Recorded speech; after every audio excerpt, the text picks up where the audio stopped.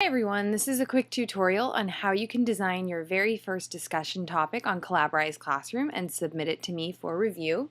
So when you start with your first discussion topic, all you have to do is click Start a Discussion. Once you've hit Start a Discussion, it will open this Ask module for you.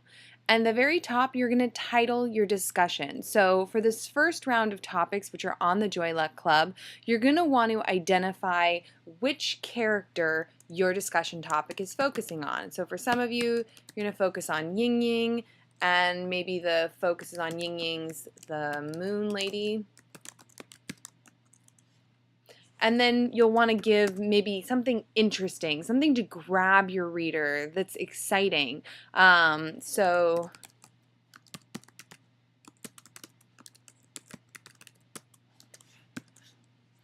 maybe I'll label it traumatic or exciting. So the whole story of the Moon Lady is about Ying Ying's experience at the Moon Festival, and it ends with kind of an interesting note. And so what you want to do with your titles of your discussion topics is try to grab your possible participant. So when someone logs in to Collaborize Classroom, we want them to get excited about engaging in the conversation. So try to make your titles eye-catching and exciting, and then make sure just keep in mind that this has a 140 character limit. So if you're typing your topic title and it stops typing or you can't type anymore, it's because you've hit 140 characters.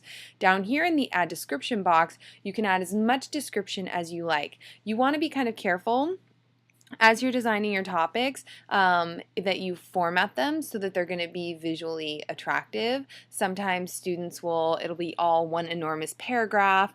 It's nice to have bullet points with a variety of questions, so there's lots of different angles from which different students can answer the question. If you just ask one question, that sometimes can make it challenging for all 30-some students to share their different perspectives or to keep the conversation going. So my suggestion would be to have maybe a general question and then some more specific questions, or to have questions about the stories or the characters, but then also have some questions that maybe encourage students to connect those stories and characters to their own life experience. So not only are you talking about the text, but then you're really relating it to your own lives and creating that personal connection.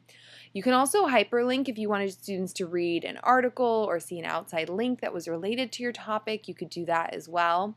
And then it's really important before you end here in the description box that you include expectations for the student's participation. So to include something like, once you have responded to the question, please read and reply to at least 2 peers, compliment strong points made, ask questions, build on ideas shared, respectfully offer counter perspectives, something that tells them that, oh yeah, I'm going to reply to the question, but I also need to reply to 2 of my peers.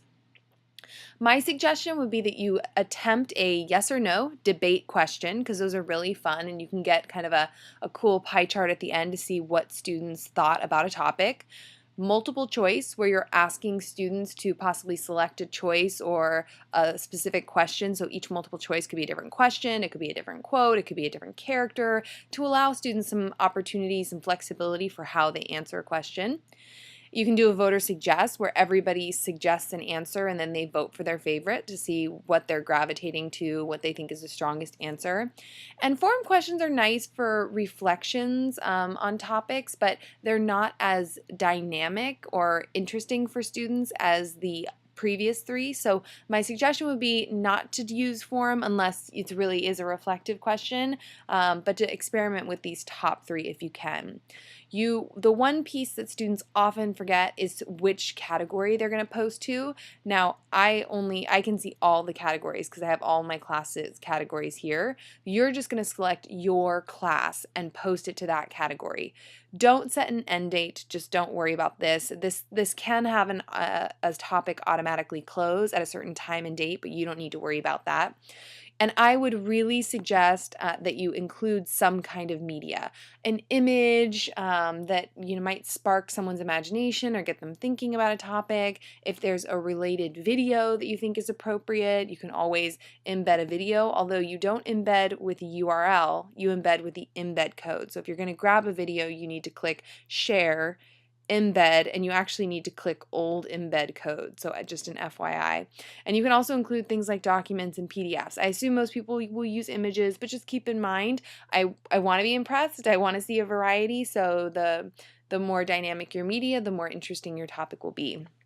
Once you're done, you're going to click publish. I'm just going to cancel this example. And then up on my end, I'm going to see that I have some action that needs to be taken on my site, and I'll see that I have topics to approve. So your topics will not immediately pop up in our Collaborize Classroom site. They will sit here in this approved topics category. I'll click on them and I'll be able to see exactly who posted a topic. I'll be able to look at the topic. I'll be able to say, okay, the student, excellent. They used yes or no, just like I asked them to. They have an image. Now, if you're going to use images, it's important that you include the URL where you got the image so that we're not just taking images from the internet. So I usually say image credit right here at the bottom of my description, and then include the URL, just so that I'm acknowledging that this image came from somewhere on the web and it's not my own picture. Also, you want to be careful between paragraphs. Add an extra space. Otherwise, they get a little bit sandwiched together like this, which is fine in terms of content, but visually it's not as easy to read. And instead of the dashes, I would say to this person, why don't you use bullet points? That way they're indented and they visually stand out a little bit. But they did a wonderful job here of saying, respond thoughtfully to two peers, explain why you agree or disagree with them, be sure to add to the discussion and complement strong points made. So that's excellent guidance for students in terms of how to reply. So on my end, I will either accept or deny your topic. If I deny it, it will come back to you with a note from me explaining what needs to be edited. So for this one, I probably send a note saying fantastic content, but why don't you bullet point your questions and please add a URL to give image credit for your picture. And that's how you create your first topic.